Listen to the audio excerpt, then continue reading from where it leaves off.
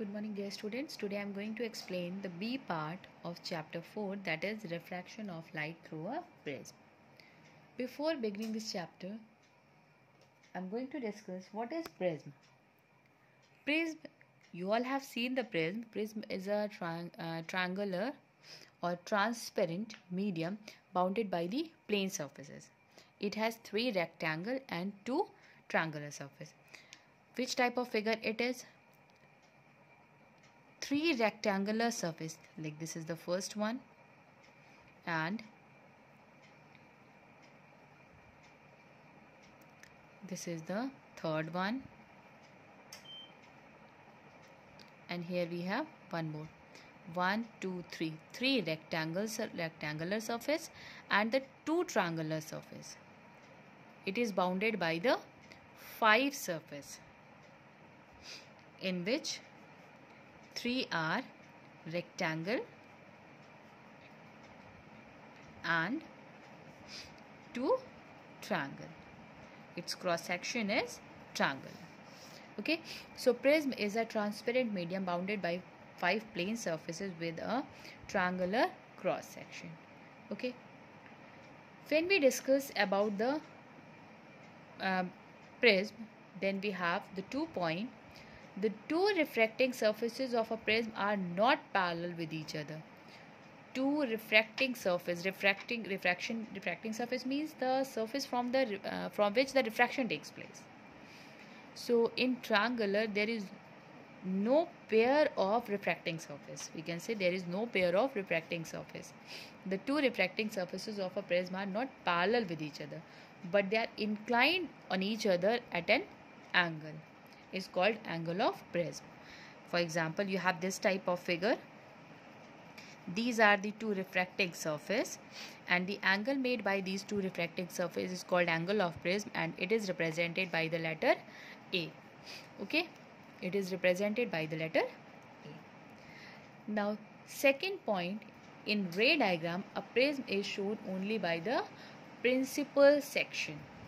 Principal section means only the front part of the triangle is shown. Okay, when we draw the diagram, then we show only the front part of the triangle, because it is the 3-dimensional figure, so we can show only the front part of it. Next topic, we have refraction of light through a glass prism. When the refraction takes place and how it takes place, it is very important topic, because this topic we will be having in your practicals also. So try to understand this figure carefully, because in the previous years we had question from this topic. Okay, so refraction of light through a glass prism.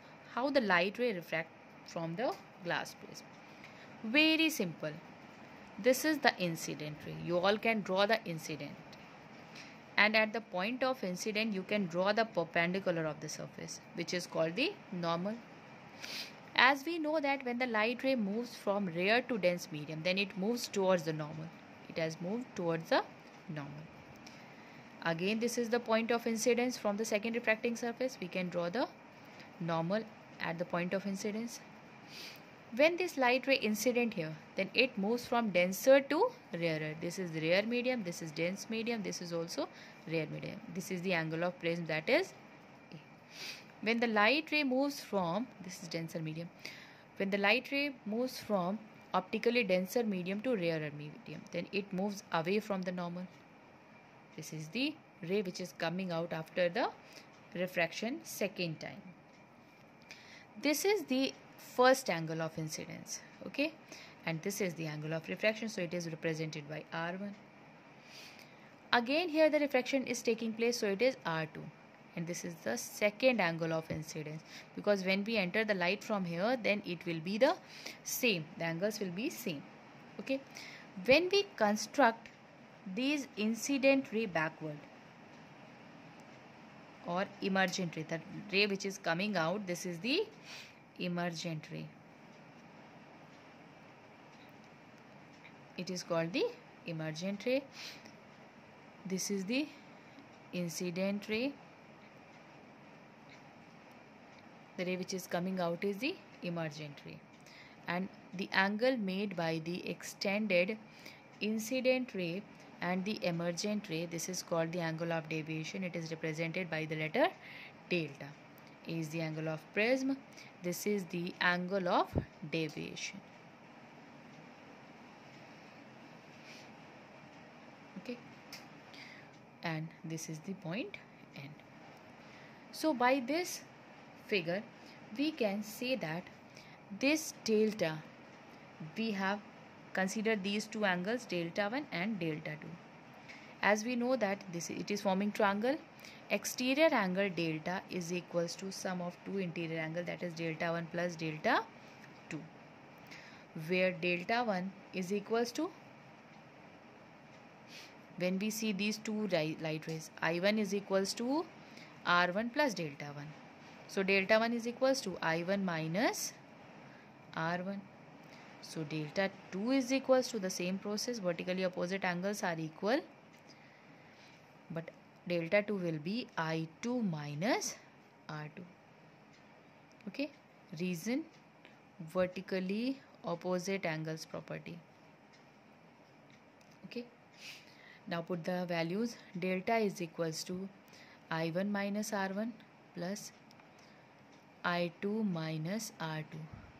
So we will be having I1 plus I2 minus R1 plus R2.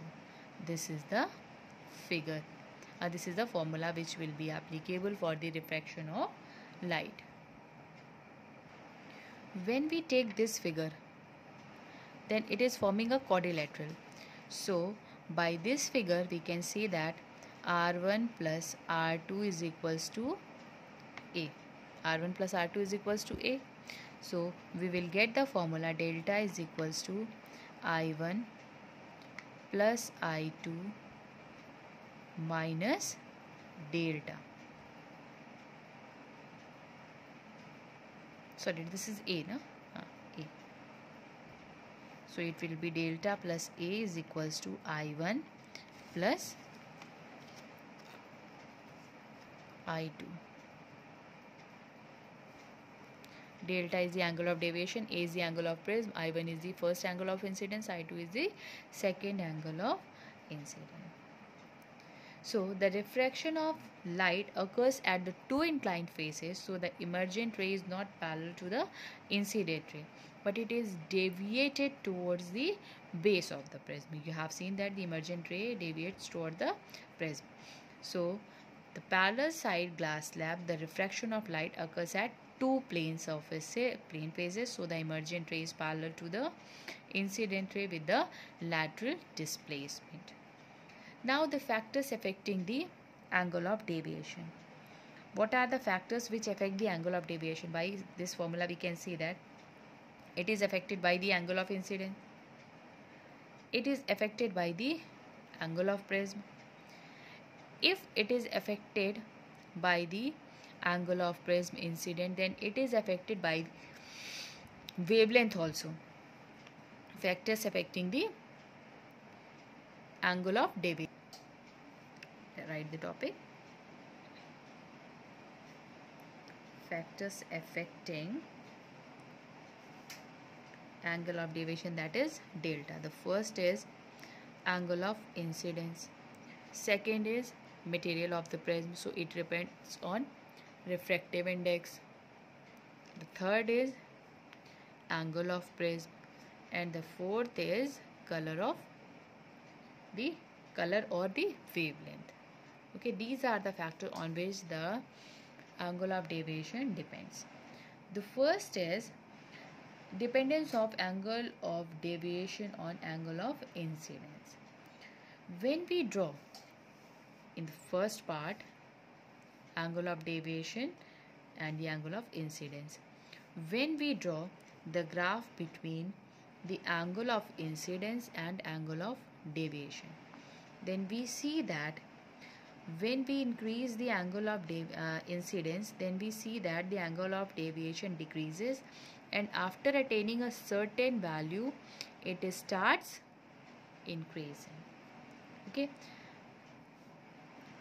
when we join this point and when we draw the angle, then we get 2 point of intersection. This is I1 and this is I2. On this graph, 2 points gives first angle of incidence and the second angle of incidence, and this point gives the minimum deviation. This point gives the minimum deviation, and minimum deviation delta minimum is equals to 2I minus A. It is 2I minus A because I1 and I2 becomes equal in this condition. So it becomes 2I minus A. The second is dependence of angle of deviation on the material of the prism. It is found that for a given angle of incidence, the higher refractive index produces greater deviation. They are directly proportional. If we have the higher refractive index, then it will deviate the light more. Next, we have dependence of angle of deviation on the angle of prism. The angle of deviation increases with the increase in angle of prism, because by the formula we know that they are directly proportional. It increases with the increase in angle. And the last is angle of deviation on the color or wavelength. How it depends? As we know that the refractive index of a given transparent medium is differ for the light of different color. It decreases with the increase in the wavelength of light. Thus, for the visible light, the refractive index of the material of the prism is maximum for violet, as we all know, and minimum for the red color. So, a given prism deviates violet light most and red least. Why? Because the violet has more refractive index and the red have least. So, it is also directly proportional. So, we have only these topics in this part. Try to understand all the topics. Watch this video twice. If you have any confusion, then again you can ask from me personally. Thank you.